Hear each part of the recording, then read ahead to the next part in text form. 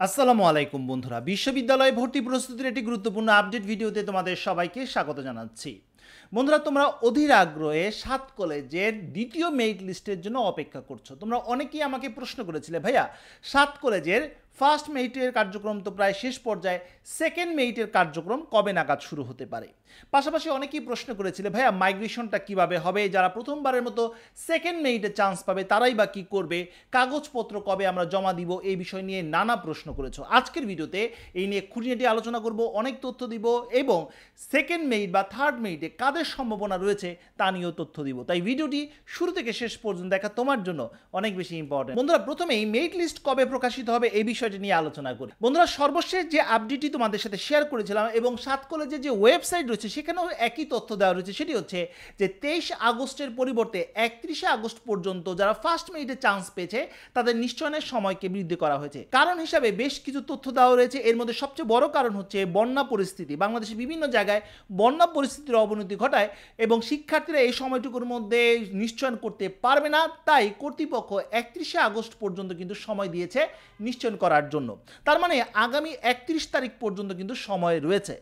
31 আগস্টের পর 2-1 দিনের মধ্যে, অর্থাৎ 1 তারিখ বা 2 সেপ্টেম্বরের মধ্যেই তোমাদের সেকেন্ড মেরিটের রেজাল্ট প্রকাশিত হতে পারে।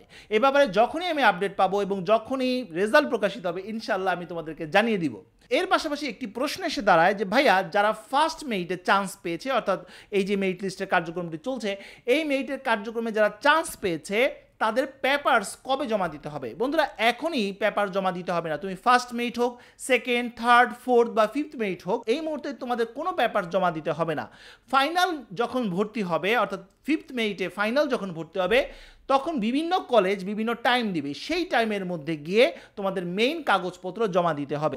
মেইন কাগজগুলোর মধ্যে রয়েছে তোমার এসএসসি এবং এইচএসসির যে নম্বরপত্র, রেজিস্ট্রেশন কার্ড অর্থাৎ এইচএসসি রেজিস্ট্রেশন কার্ড, প্রশংসাপত্র, এই কাগজগুলো জমা দিতে হবে। পাশাপাশি আরও কিছু ফর্মের বিষয় রয়েছে।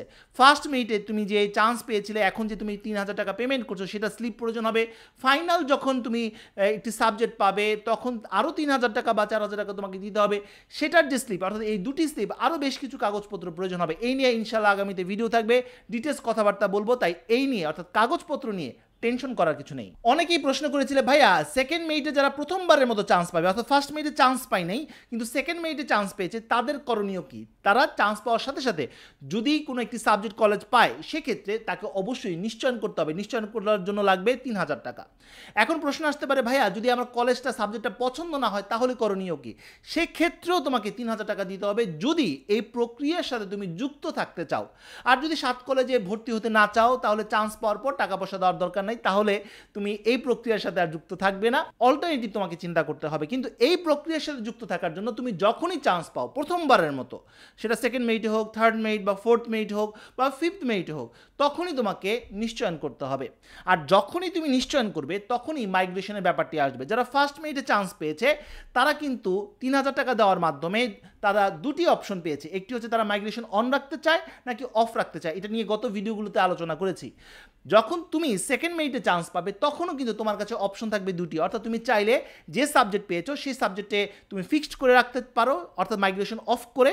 আর চাইলে মাইগ্রেশন অন করে, অর্থাৎ 3000 টাকা দেওয়ার মাধ্যমে মাইগ্রেশন অন করলে পরবর্তীতে থার্ড মেরিট, ফোর্থ মেরিট বা ফিফথ মেরিটে তোমার সাবজেক্ট পরিবর্তন হতেও পারে আবার নাও হতে পারে। অনেক ভাইয়া প্রশ্ন করেছিলেন যে ভাইয়া মাইগ্রেশন অন করলে কি আমার সাবজেক্ট পরিবর্তন হবে?